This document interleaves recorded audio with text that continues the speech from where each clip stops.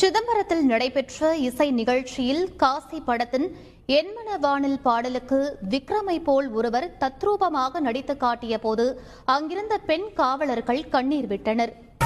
இறைவனிடம் வரங்கள் கேட்டேன், வரங்களை அவனே கொடுத்தான். மனிதரில் இதை யாரும் அறிவாரோ?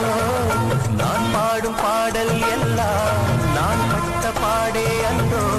பூமியில் இதை யாரும் உணர்வாரோ? மனதிலே மாளிகை வாசம் கிடைத்ததோ மரநிழல் நேசம். எதற்கும் நான் கலங்கியதில்லை இங்கே.